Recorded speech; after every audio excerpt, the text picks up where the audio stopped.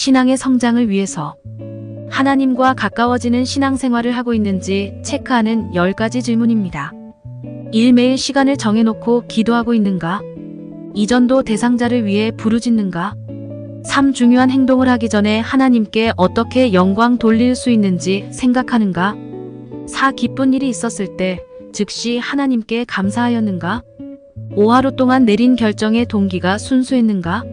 그렇지 않다면 반성했는가? 6. 충분히 행할 수 있는 선을 행했는가?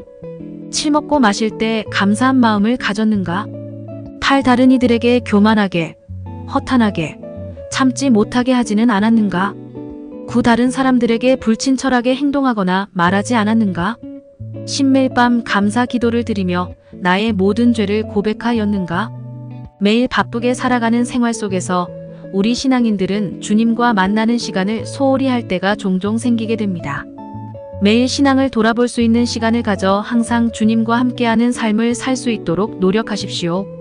날마다 하나님을 만나기 위해 하나님의 말씀을 묵상하고 기도하며 그 말씀에 따라 순종하는 삶에 대해 생각해 보겠습니다.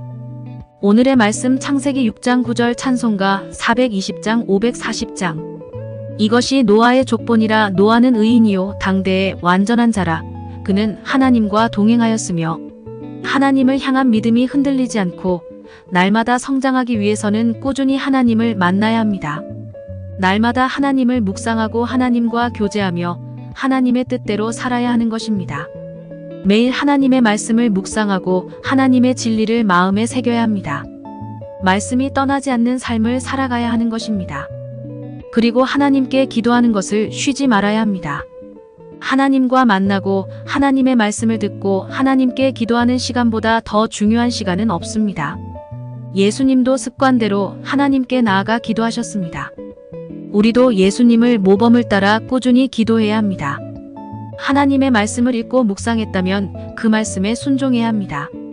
말씀을 묵상하고 하나님께 기도하면서 이 세상을 살아갈 때 자신의 뜻대로 살아간다면 말씀을 읽는 의미가 없습니다.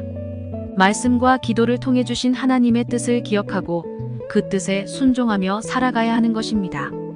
언제나 하나님과 동행하며 하나님께 영광을 돌리는 아름다운 신앙생활을 할 수 있도록 하나님을 만나는 습관을 가지는 그리스도인들이 되시기를 바랍니다. 말씀으로 한 주간을 시작하세요.